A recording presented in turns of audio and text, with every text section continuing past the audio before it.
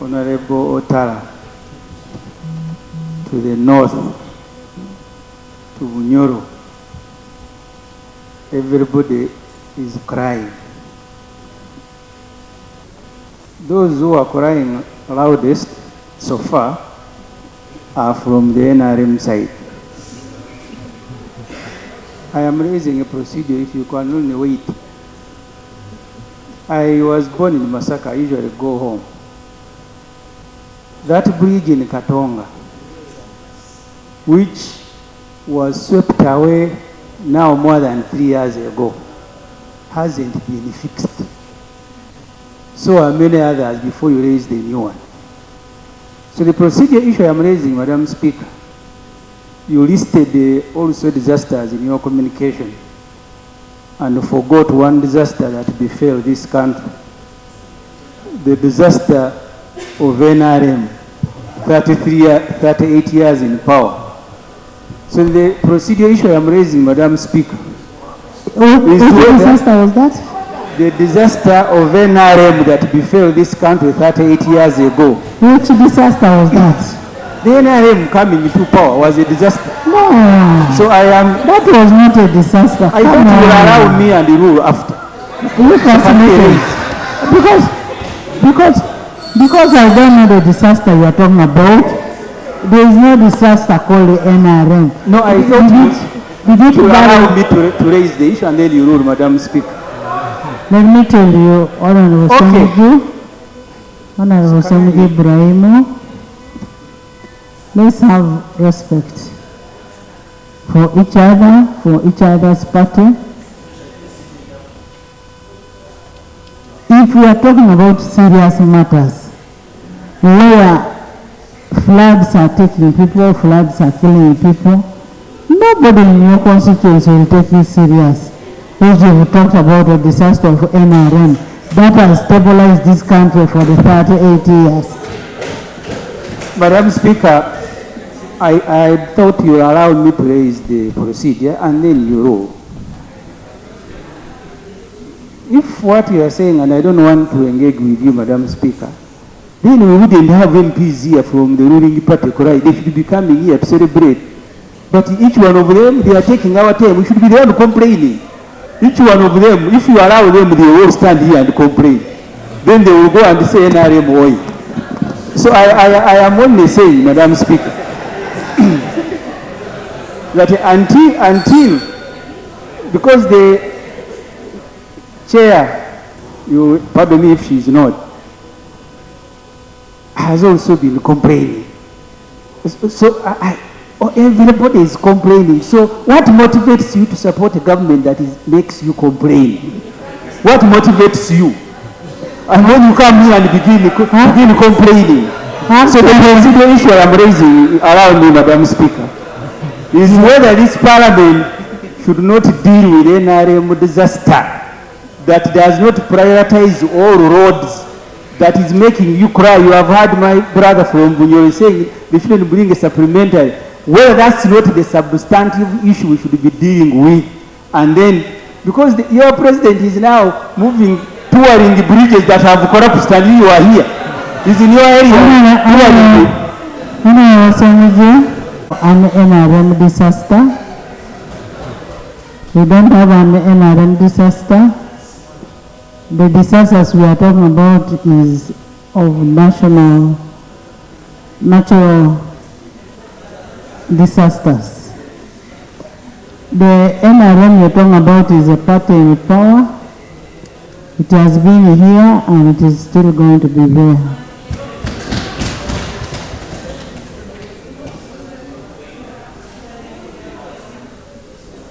Can I hear from the Minister of Disaster? Thank you very much. I want to, first of all, take note of all the issues raised. Why don't you be happy that I've initiated her?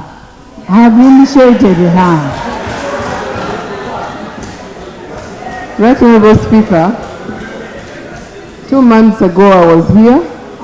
Hajat wants to say something. Lillian Abel to the fraternity of Hajats. Before you name her Hajat, may she profess what the Hajats profess before they are called Hajats, so that I officially welcome her. Hajat, for your information, I did all the induction. I did everything. She's most welcome to the world of, and may you please wear like that all the time. Thank you. Amen. Confirm that you did a good job. Thank you. Assalamu alaikum wa rahmatullahi wa barakatuh.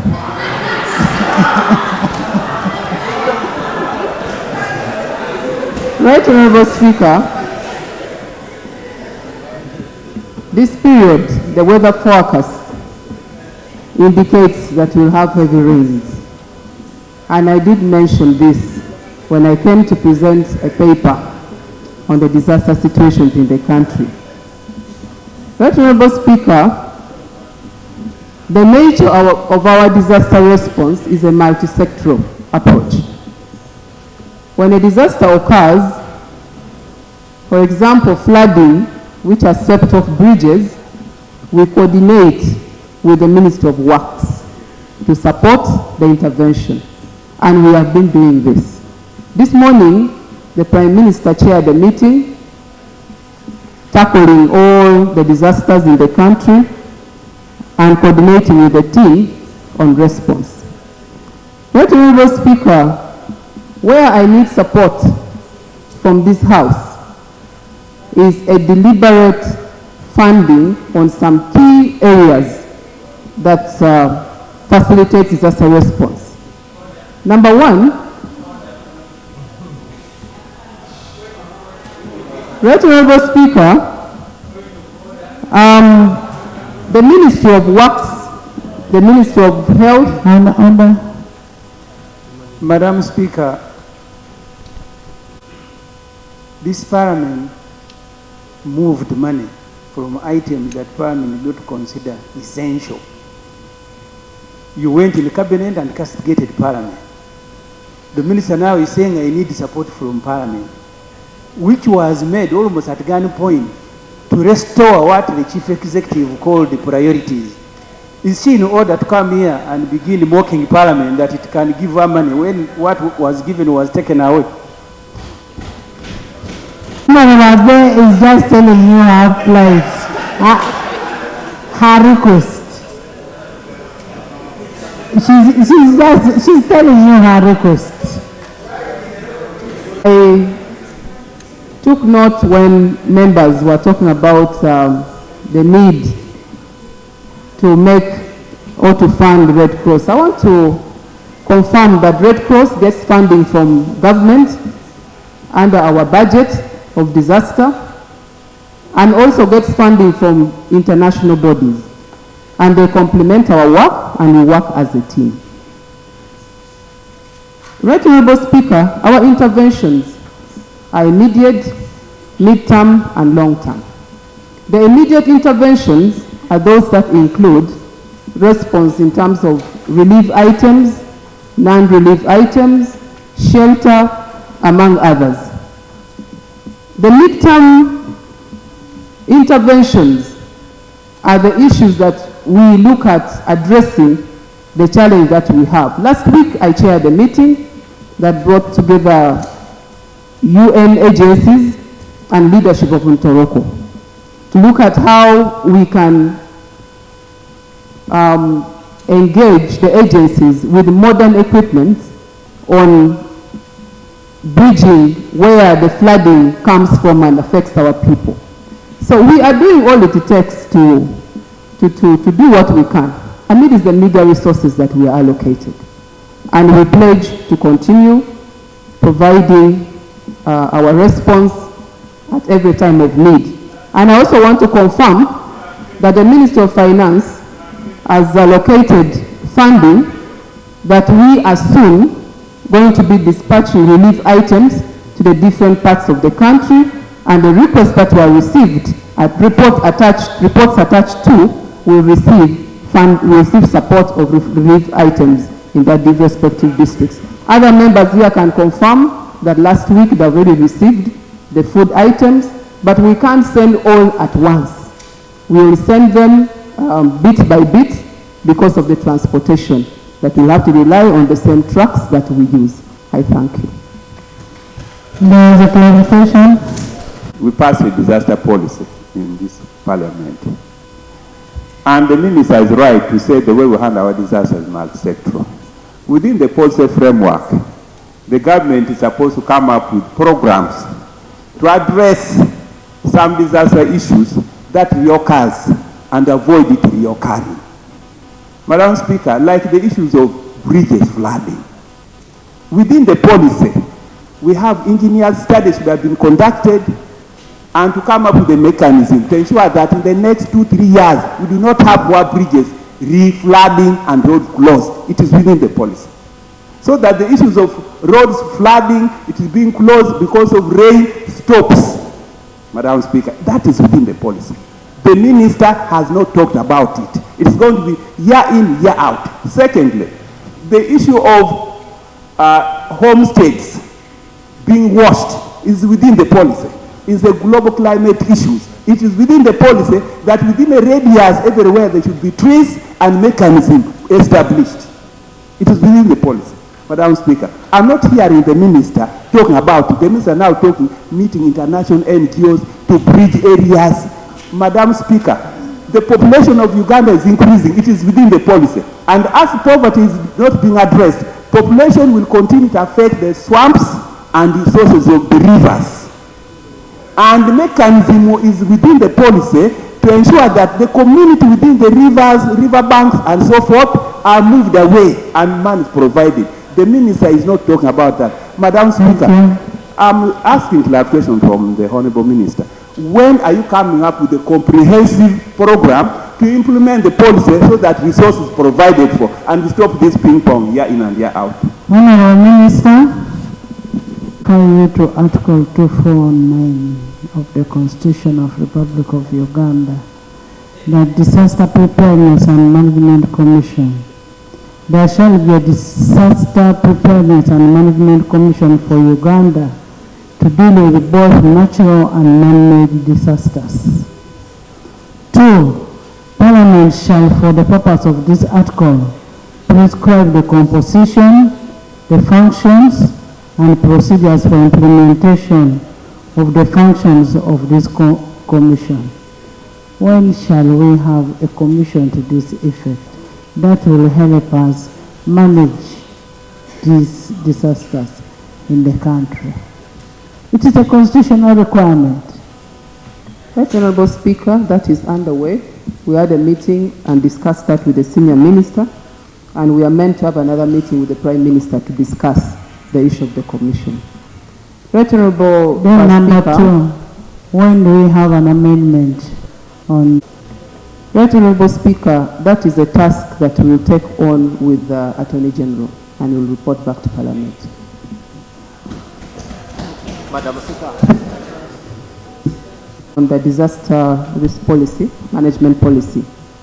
The policy is exactly what the Honorable Member talked about. But we have to fund the policy. The policy looks at decentralization of the approach on response. We need to procure equipment. If we know Bududa Elgon region is prone to issues of landslide, then the equipment meant for response for landslide must be assembled within that area. But we cannot implement the policy the way it is if we don't fund the policy. Madam Speaker, procedure, Madam Speaker. Since you have been inducted by the Speaker, you are on board. But Madam Speaker, the procedure matter I'm raising, a while ago you talked about the Minister for Presidency. And on several occasions before this Parliament, I've complained and I've raised procedure matters of ministers who are ever absent here. One time I talked about Honorable Minister Mayanja with the issues of attacking Uganda Kingdom and missing Parliament over 100 times. Now here we are. You talked about Minister for Presidency here. She's also another official who doesn't appear. But we have issues, any issues dealing with the President. The Minister for Presidency... Honorable Gonzaga, Honorable Mayanja actually came while you are away. Thank you, Madam Speaker. Then secondly, the Minister of Presidency is just next to. So if you have a question to ask, please ask. Okay, thank you, Madam Speaker. But I find issue on the Minister for Presidency. There is a gentleman in Kalungu called Mr. Ssemujju Vincent. I think he is a combatant, but this man was conned by State House operatives to get access to the president, and he paid them 20 million to see the president. And my interest, Minister for Presidency, to know the Speaker, is to know how can somebody who wants to meet a president of the country have to pay money? What criteria do they use? This is another man who's going to die. Spain, what's the price? Or the right price of meeting General Museveni in State House than his own combatants? And who are those people calling? People from Kalungu, where I come from. Mr. Vincent Ssemujju, listen to remember. And you are finished. Madam Speaker, this story is not a joke. It comes from the government paper, New Vision. This is New Vision writing a full page of somebody calling. Honorable members, the President has always said, no, he does not, nobody should be charged money for seeing him. If that perpetrator is doing that, then he should be brought to book. He is not an agent of the President. Honorable Mayanja, Chafa.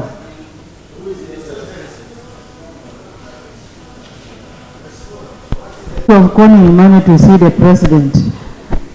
Can I ask you to take up that issue and have that person brought to book? You're so obliged, right, Honorable. The money should be refunded back to the person they called the money from. They do not pay money to see the President. I will seek assistance from Honorable Ssemujju to host me with the details of the gentleman, and then we carry on. Thank you. No. Speaker, the Honourable Minister, the telephone number of this gentleman is attached, and kindly do the needful as we look for a put your rosary today. We need to ensure that we have strengthened health system, our health centers, and we are moving. Thank you. And very soon we shall reach you, Right Honourable Speaker. Thank you. Thank you, Honourable.